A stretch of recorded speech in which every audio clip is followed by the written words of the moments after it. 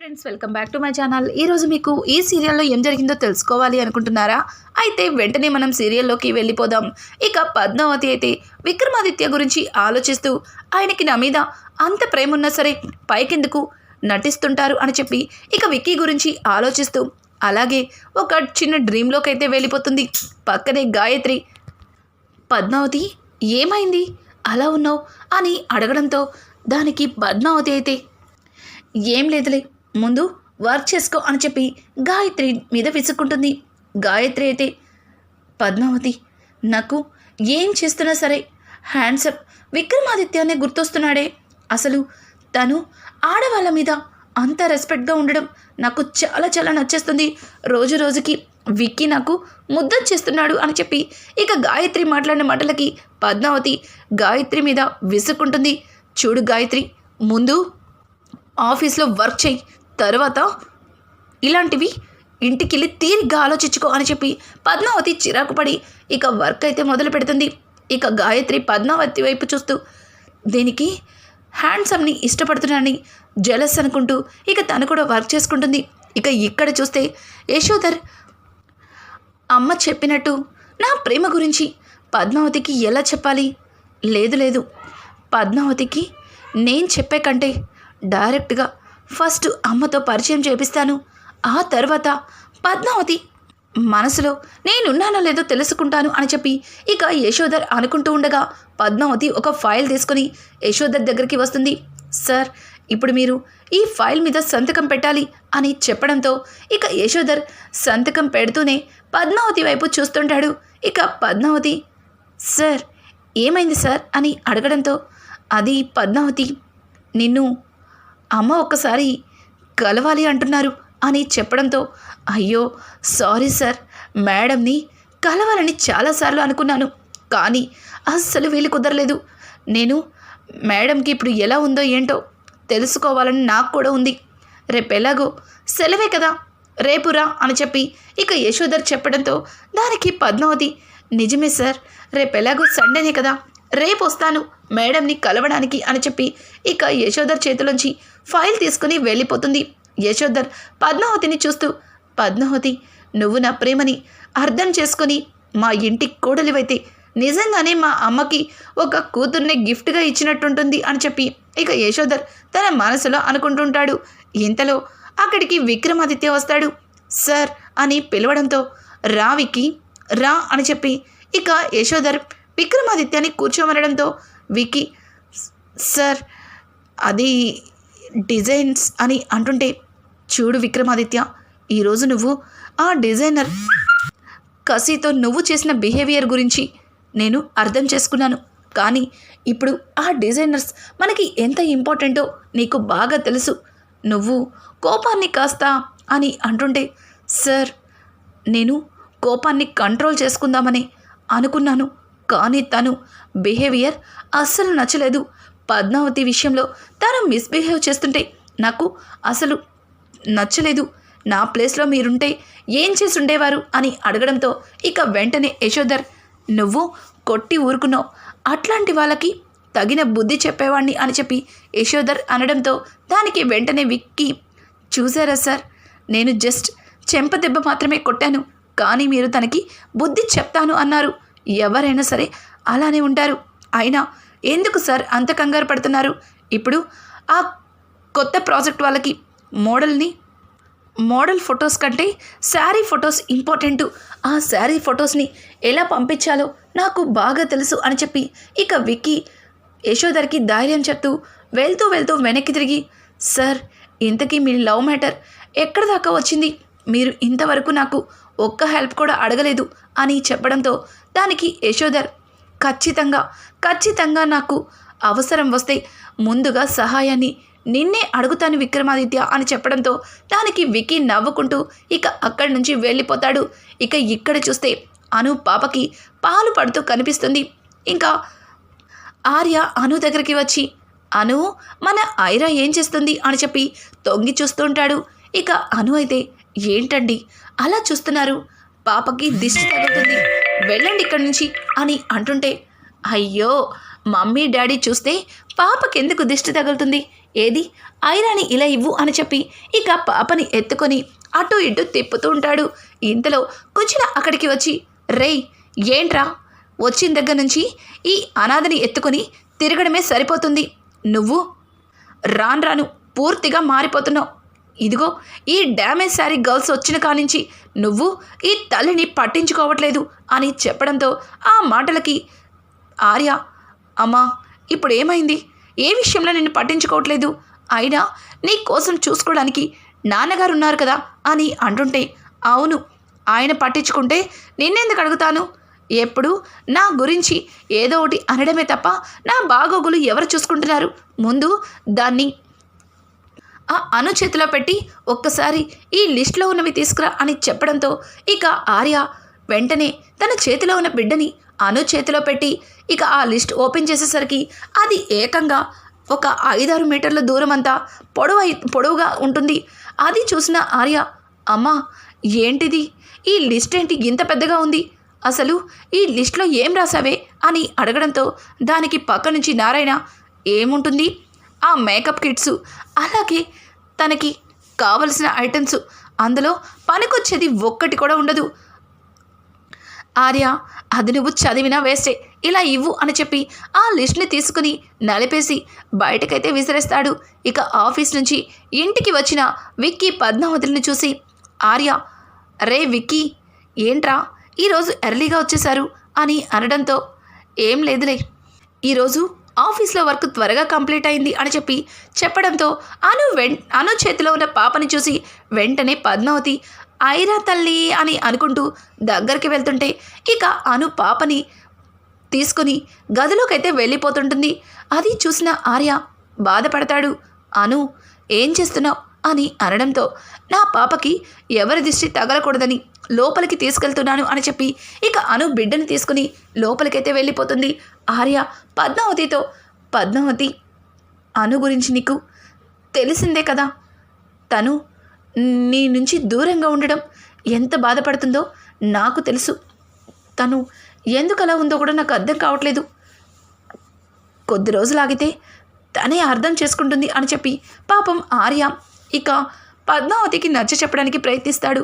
బావగారు మీరేం టెన్షన్ పడకండి, అక్క గురించి నాకు తెలుసు, ఇప్పుడు అక్క నాతో అలా ఉందని అక్క మీద నేనేమన్నా కోపం పెంచుకుంటానేమో అని మీరు భయపడుతున్నారు అంతే కదా, అలా ఏం కాదులే అని చెప్పి ఇక పద్మావతి చెప్పి లోపలికైతే వెళ్తుంది.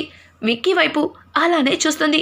విక్కీ, ఏయ్ ఏంటి కొత్తగా చూస్తున్నావు అని అడగడంతో, సారు ఈరోజు మీరు ఆ మోడ్రన్ కసితో మాట్లాడుతుంటే చాలా ముద్దొచ్చేసారు తెలుసా అని అడగడంతో, ఎందుకో ఈరోజు కొత్త కోరికలు పుడుతున్నాయి నీకు అని అంటుంటే, ఏంటి సారు అట్టా మాట్లాడతారు, మీరంటే నాకు ఎంత ప్రేమో తెలీదా మీకు, కానీ నేనంటే ఎంత ప్రేమో ఈరోజే నాకు అర్థమైంది అని చెప్పి ఇక పద్మావతి అనడంతో ఆ మాటలకి విక్కీ, అదేం లేదులే, నీ ప్లేస్లో ఎవరున్నా అలాగనే చేసేవాడిని అని చెప్పి ఇక విక్కీ వాష్రూమ్లోకి వెళ్ళిపోతుంటే, ఆగండి సారు అని చెప్పి పద్మావతి ఫాస్ట్గా వెళ్ళేసరికి ఒక్కసారిగా స్లిప్ అయి విక్కీ మీద పడిపోతుంది. విక్కీ కూడా లోపల తడిగా ఉండేసరికి తను కూడా జారి వెనక్కి పడతాడు. ఉన్నట్టుండి షవర్ ఆన్ అయిపోతుంది. ఇక షవర్ కింద ఇద్దరు కూడా తడిచిపోతారు. విక్కీ పద్మావతిని అలానే చూస్తుంటాడు. ఇక పద్మావతి కూడా విక్కీని కళ్ళల్లో కళ్ళు పెట్టి చూస్తూ ఉంటుంది. ఇక పద్మావతి అయితే, సారు ఇంత దగ్గరగా నన్ను చూస్తుంటే ఏమనిపిస్తుంది అని అంటుంటే, ఏమనిపిస్తుందా చెప్తాను, ఇదిగో ఇలా తోసేయాలనిపిస్తుంది అని చెప్పి విక్కీ పద్మావతిని తోసేసి ఇక మొహం మీద డోర్ వేస్తాడు. నాకు తెలుసు సారు, ఎక్కడ మీరు నాకు టెంప్ట్ అయిపోతారా అని ఇలా టెన్షన్ పడుతున్నారని నాకు బాగా తెలుసు అని చెప్పి ఇక పద్మావతి అక్కడే ఉన్న టవల్ని తుడుచుకుంటూ ఉంటుంది. ఇంతలో విక్కీ కూడా లోపల నుంచి బయటికి వస్తాడు. అనుకోకుండా అరవింద ఫోన్ వస్తుంది. అరవింద ఫోన్ చూసిన విక్కీ టెన్షన్ పడుతూ, చూడు అక్క ఫోన్ చేస్తుంది, ఇప్పుడు అక్క పాపని చూపించమంటే ఏం చెప్తాం చెప్పు, నిన్న నిద్రపోయిందన్నావు ఇప్పుడేం చెప్తావు అని చెప్పి ఇక విక్కీ కంగారు పడుతుంటే దానికి పద్మావతి, సారు ముందు మీరు ఫోన్ లిఫ్ట్ చేయండి, పాపని నేను చూపిస్తాను వదనకి అని చెప్పి ఇక పద్మావతి విక్రమాదిత్య చేతికి ఫోన్ ఇస్తుంది. ఇక విక్కీ వాళ్ళ అక్కతో మాట్లాడుతూ అక్క అని అనడంతో, రే విక్కీ, ఈరోజన్నా నాకు పాపని చూపించరా, అమ్మని చూడాలనిపిస్తుంది, అమ్మ ఎలా ఉందో ఏంటో ఒక్కసారి చూపించరా అని అడగడంతో ఇంతలో పద్మావతి టెట్టడాయ్, ఇదిగో మీ అమ్మగారు, వదిన చూడండి అత్తయ్య గారు ఎలా ఉన్నారో అని చెప్పి పాపని బెడ్ మీద పడుకోబెట్టి వీడియో కాల్లో పాపని చూపిస్తుంది. ఒక్కసారిగా అరవింద పాపని చూసి చాలా ఎమోషనల్ అవుతుంది. అలాగే అరికాలు కింద పుట్టుమచ్చని కూడా అరవింద చూస్తూ, అమ్మా అమ్మ, నువ్వు విక్కీ దగ్గర సంతోషంగా ఉన్నావని నాకు తెలుసమ్మా, త్వరలోనే నేను కూడా మీ దగ్గరికి వచ్చేస్తాను అని చెప్పి ఇక అరవింద వీడియో కాల్లో మాట్లాడుతుంది. ఇంతలో అక్కడికి మురళి రానే వస్తాడు. వెంటనే ఫోన్ కట్ చేస్తుంది. తర్వాత విక్కీ పద్మావతితో, పద్మావతి నువ్వేం చేస్తున్నావో అర్థమవుతుందా, ఈ బిడ్డని అక్క బిడ్డగా ఎందుకు చూపించావు, తినే అమ్మని ఎందుకు నమ్మిస్తున్నావు అని అనడంతో, సారు పసిపిల్లలు చిన్నప్పుడు ఒకేలాగా ఉంటారు, నాకు తెలిసి మీ అమ్మగారు కూడా ఇలాగే ఉండుంటారు, మీరేం కంగారు పడకండి, త్వరలోనే మీ అమ్మగారు ఎక్కడ ఉన్నా తెలుస్తుంది, ఖచ్చితంగా మీ దగ్గరికి చేరుకుంటుంది, మీరేం కంగారు పడకండి అని చెప్పి ఇక పద్మావతి పాపని ఎత్తుకొని బయటికి వచ్చేసరికి వెంటనే అను పాల సీసాతో పద్మావతి చేతిలో ఉన్న బిడ్డని లాక్కుంటుంది. నీకెన్నిసార్లు చెప్పాలి నా బిడ్డని తాకద్దని, అయినా ఒక్కసారి చెప్తే అర్థం కాదా, నా కూతుర్ని నా నుంచి దూరం చేయడానికి మళ్ళీ ఏం ప్లాన్ చేస్తున్నావు అని చెప్పి ఇక అను అయితే పద్మావతి మీద విరుచుకుపడి అక్కడి నుంచి తన గదిలోకి అయితే వెళ్ళిపోతుంది. ఇదంతా చూసిన ఆర్య ఇక అను దగ్గరికి వెళ్ళి, అను నువ్వు చేస్తుంది చాలా పెద్ద తప్పు, పద్మావతి ఎప్పుడు కూడా నీ మంచి కోసమే ఆలోచిస్తుంది, కానీ నువ్వు తనని అనవసరంగా అపార్థం చేసుకొని దూరం పెడుతున్నావు అని చెప్పడంతో దానికి అను, చూడండి నేనెవరిని దూరం పెట్టట్లేదు, అందరి గురించి తెలుసుకొని నేను నా బిడ్డని జాగ్రత్తగా కాపాడుకుంటున్నాను, దయచేసి ఈ విషయంలో మీరు కూడా మాట్లాడొద్దు అని చెప్పి అను ఎందుకో ఆర్య మీద కూడా చిరాకు పడుతుంది. ఇక ఇదంతా చూసిన దివ్య, ఏంటి అను బాగా చేంజ్ అయింది, ఇక అను మనం ఏం చెప్తే అదే చేస్తుంది అని చెప్పి ఇక ఆర్య బయటికి రావడంతో దివ్య లోపలికి వెళ్తుంది. వదినా అని పిలవడంతో, ఓ దివ్య నువ్వా, రా కూర్చో అని చెప్పడంతో, ఇంతకీ ఐరా ఏం చేస్తుంది, పడుకుందా అని పాప వైపు చూస్తూ ముద్దు పెట్టి ఇక అనుతో, చూసారా వదిన, ఒక్కసారి మీరు పాలు తీసుకురావడానికి అలా వెళ్ళేసరికి వెంటనే పద్మావతి బిడ్డ మీద ఎంతో ప్రేమ ఉన్నట్టు ఎత్తుకుని వెళ్ళిపోయింది, తను ఈ బిడ్డని ఈ ఇంటి నుంచి తప్పించడానికి ఏ ప్రయత్నమైనా చేయొచ్చు, ఇలా చెప్పచ్చో చెప్పకూడదో నాకు కూడా తెలియదు, కానీ ఒకవేళ బిడ్డ గొంతు నులిమి చంపినా చంపేయచ్చు అని చెప్పి దివ్య మాట్లాడడంతో ఒక్కసారిగా దివ్య అని గట్టిగా అరుస్తాడు నారాయణ. అయితే ఇక నారాయణని చూసి దివ్య కంగారు పడుతూ లేచి నుంచుంటుంది. దివ్య నువ్వేం చేస్తున్నావో నీకు అర్థమవుతుందా, ఒకరంటే ఒకరికి ప్రాణంగా బ్రతికే అక్క చెల్లెల మధ్యలో గొడవలు పెడుతున్నావా అని అనడంతో, అది బాబాయ్, అది కాదు బాబాయ్ అని చెప్పి దివ్య ఏదో చెప్తుంటే, చూడమ్మాను పద్మావతి ఎట్లాంటిదో మాకు బాగా తెలుసు, అయినా మాకంటే ఎక్కువ నీకే తెలుసు, చిన్నప్పటి నుంచి తాను నువ్వు కలిసి పెరిగారు, ఇట్లాంటి చెప్పుడు మాటలు విని నీ చెల్లెల్ని దూరం చేసుకోవద్దు దివ్య, నువ్వు చిన్నదానివి, తెలిసి చేస్తున్నావో తెలియక చేస్తున్నావో నాకు అర్థం కావట్లేదు, కానీ నువ్విలా మాట్లాడడం తప్పు, అర్థమవుతుందా అని చెప్పి ఇక నారాయణ దివ్యకి బుద్ధి చెప్పి అక్కడి నుంచి వెళ్ళిపోతాడు. ఇక అలాగే అను కూడా దివ్యని అలానే చూస్తుంటే దివ్య ఏం మాట్లాడకుండా తల దించుకొని వెళ్ళిపోతుంది. ఇక అను బిడ్డని ఉయ్యాలలో చేరేస్తుంది. ఉదయాన్నే పద్మావతి రెడీ అవుతూ ఉంటే ఇక కళ్ళు తెరిచి చూసిన విక్రమాదిత్య, మేడం గారు ఈరోజు ఎక్కడికి వెళ్తున్నట్టు, ఈరోజు ఆఫీస్ కూడా లేదు కదా అని చెప్పి ఇక విక్కీ అనుకుంటూ, ఏయ్ ఎక్కడికి వెళ్తున్నావు, ఆఫీస్ కూడా లేదు కదా అని అనడంతో దానికి పద్మావతి, నేను ఒక గెస్ట్ని కలవడానికి వెళ్తున్నా, లేదు లేదు నేనే వాళ్ళ ఇంటికి గెస్ట్గా వెళ్తున్నా అని చెప్పి పద్మావతి చెబుతుంటే ఆ మాటలకి విక్కీ, ఏంటి నువ్వే వాళ్ళ ఇంటికి గెస్ట్గా వెళ్తున్నావా, ఇంతకీ ఎక్కడికి వెళ్తున్నావు, ఎవరింటికి వెళ్తున్నావు అని చెప్పడంతో అడగడంతో దానికి పద్మావతి, ఏం లేదులే సారు, అదే బారసాల రోజు ఒక మేడంని కాపాడని చెప్పాను కదా, ఆవిడ్ని కలవడానికి వెళ్తున్నాను. ఇంతకీ మీకు నిజం చెప్పలేదు కదూ అని చెప్పి పద్మావతి ఏదో చెప్తుంటే, చాలు చాలు, నువ్వు ఏం చెప్పాలనుకుంటున్నావో నాకు తెలుసు. నువ్వు ఆ మేడంని వెళ్ళి కలవడానికి నాకేం అభ్యంతరం లేదు అని చెప్పి విక్కీ అక్కడి నుంచి బయటికి వెళ్ళిపోతాడు. ఈయనొకరు నన్ను పూర్తిగా చెప్పనివ్వకుండానే అన్నీ ఆయనే అల్లేసుకుంటారు అని చెప్పి ఇక పద్మావతి అక్కడి నుంచి యశోధర్ ఇంటికైతే వెళ్తుంది. యశోధర్ ఇంట్లో అప్పటికే వాళ్ళమ్మగారు భరతనాట్యం సాంగ్ పెట్టుకుని భరతనాట్యం చేస్తుంటారు. పద్మావతి గేటు దగ్గర నుంచే ఆ సాంగ్ని విని చాలా ఫాస్ట్గా లోపలికైతే వెళ్తుంది. పద్మావతి ఆవిడ్ని చూసి ఆ పొజిషన్లో తనకి కూడా నాట్యం చేయాలనిపిస్తుంది. ఇక యశోధర్ వాళ్ళ అమ్మతో పద్మావతి కూడా నాట్యం చేయడం మొదలు పెడుతుంది.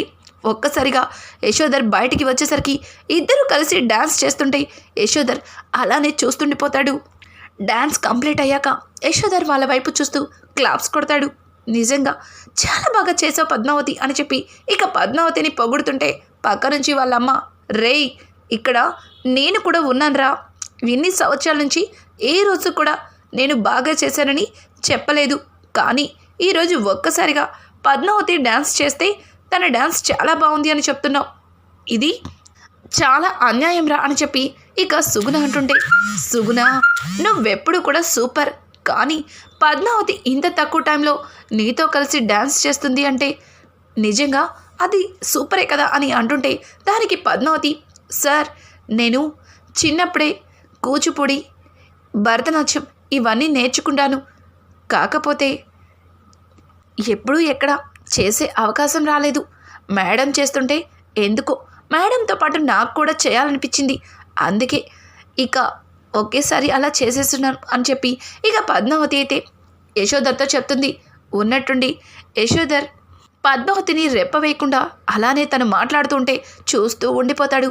ఇదంతా గమనించిన సుగుణ వీళ్ళిద్దరినీ కొద్దిసేపు ఇలాగే వదిలిపెడితే తన మనసులో ఉన్న ప్రేమని పద్మావతికి చెప్తాడు అన్నట్టుగా ఇక సుగుణ, సరే మీరు అలా టెర్రస్ పైకెళ్ళి కూర్చుని మాట్లాడుకోండి, నేను మీకు కాఫీ పంపిస్తాను అని అనడంతో దానికి ఇక పద్మావతి, మేడం ఎప్పుడు మీరే కష్టపడి అన్నీ చేస్తున్నారని సార్ చెప్పారు, ఈరోజు మీరేమనుకోనంటే మీ ఇద్దరికి కమ్మటి కాఫీ కలిపి నేనే ఇస్తాను అని చెప్పి పద్మావతి కిచెన్లోకి వెళ్ళి ఇక చక్కగా కాఫీ కలిపి వాళ్ళకి తీసుకురావడానికి అన్నీ పెడుతుంటుంది.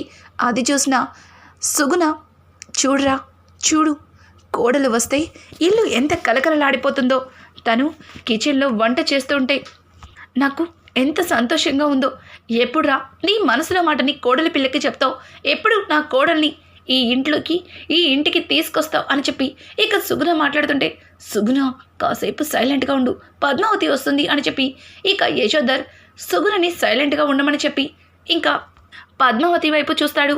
పద్మావతి ఇక సుగుణకి అలాగే యశోధర్కి కాఫీ కలిపి ఇస్తుంది. ఇంతలో Vicky, may I come in sir అని అనడంతో ఒక్కసారిగా యశోధర్ పక్కకి తిరిగి విక్కీని చూస్తాడు. అలాగే పద్మావతి విక్కీ ఒకరినొకరు చూసుకొని షాక్ అయిపోతారు. ఇక విక్కీ అయితే, పద్మావతి నువ్వేంటి ఇక్కడ, నువ్వు ఎవరో ఇంటికి గెస్ట్గా వెళ్తానన్నావు కానీ ఇక్కడున్నావేంటి అని చెప్పి ఇక విక్కీ ఒక్క క్షణం అక్కడ ఎవరున్నది మర్చిపోయి పద్మావతిని అడుగుతాడు. పద్మావతి, సారు నేను చెప్పాను కదా మేడం హెల్త్ హాస్పిటల్లో జాయిన్ చేశాను, అది ఎవరు కాదు సార్ వాళ్ళ మదరే, ఆ విషయం చెప్దామని అనుకుంటే ఇంతలో మీరే ఏదేదో అనుకుని అక్కడి నుంచి వెళ్ళిపోయారు అని చెప్పి ఇక పద్మావతి చిన్నగా విక్కీతో చెప్తుంది. వాళ్ళిద్దరూ అలా సైలెంట్గా మాట్లాడుకోవడం చూసిన యశోధర్, విక్కీ ఏమైంది, పద్మావతితో ఏం మాట్లాడుతున్నావు అని అడగడంతో, అదేం లేదు సార్, నేను నిన్న మీకు కొన్ని డిజైన్స్ని రెడీ చేయమని చెప్పారు కదా, ఇదిగోండి ఆ డిజైన్స్ కోసం తీసుకుని వచ్చాను, సడన్గా ఇక్కడ పద్మావతిని చూసేసరికి కాస్త షాక్ అయ్యాను అని చెప్పి విక్కీ తన మనసులో అనుకుంటాడు. ఇది ఇలా ఉండగా పక్క నుంచి యశోధర్ వాళ్ళమ్మ, ఎవరా ఇతను, ఇతన్ని చూస్తుంటే నాకు ఎవరో మనకి కావలసిన వారిలా అనిపిస్తున్నారు అని అంటుంటే, నమస్తే మేడం, నా పేరు విక్రమాదిత్య, నేను సార్ వాళ్ళ కంపెనీలోనే వర్క్ చేస్తున్నాను అని చెప్పి ఇక విక్కీ తనకి తాను పరిచయం చేసుకుంటాడు. ఇక కొద్దిసేపు అలా మాట్లాడుతూ విక్కీతో వాళ్ళ పరిచయం చాలా క్లోజ్ అవుతుంది. అలాగే పద్మావతి అయితే స్వయంగా తానే వంట చేస్తాను మేడం, ఈరోజు మీకు నేను హెల్ప్ చేస్తాను అని చెప్పి ఇక యశోధర్ వాళ్ళ అమ్మతో పద్మావతి కిచెన్లో హెల్ప్ చేస్తుంటుంది. అలాగే విక్కీ తన ప్రాజెక్ట్ గురించి యశోధర్తో చెప్పడంతో, యశోధర్ చూడు విక్రమాదిత్య, ఇవన్నీ నువ్వు ఎప్పుడు పర్ఫెక్ట్గానే చూసుకుంటావని నీ మీద నాకు నమ్మకం ఉంది. ఇక ఇంకొక విషయం, ఈరోజు నువ్వు మాతోనే లంచ్ చేసి వెళ్ళాలి అని చెప్పడంతో దానికి విక్కీ, మీరు నన్ను మరీ ఇబ్బంది పెట్టేస్తున్నారు అని చెప్పి ఇక విక్కీ కూడా అక్కడే ఉండిపోతాడు. ఇక పద్మావతి వండిన వంటని యశోధర్ పొగుడుతుంటే విక్కీ ఫేస్లో ఎక్స్ప్రెషన్స్ మారిపోతూ ఉంటాయి. అలాగే ఇదే సందర్భంలో యశోధర్ తన ప్రేమని విక్రమాదిత్యతో చెప్పి పద్మావతికి ప్రపోజల్ పెడతాడా? ఇక అప్పటికైనా సరే విక్కీ నోరు విప్పి పద్మావతి తన భార్య అని అందరి ముందు చెప్తాడా? రానున్న ఎపిసోడ్స్ అయితే మరింత ఇంట్రెస్టింగ్గా మారబోతున్నాయి. ఈ వీడియో మీకు నచ్చినట్టయితే లైక్ చేసి సబ్స్క్రైబ్ చేసుకోవడం మాత్రం మర్చిపోకండి. Thanks for watching. Hi friends, welcome back to my channel. ఈరోజు మీకు ఈ సీరియల్లో ఏం జరిగిందో తెలుసుకోవాలి అనుకుంటున్నారా? అయితే వెంటనే మనం సీరియల్లోకి వెళ్ళిపోదాం.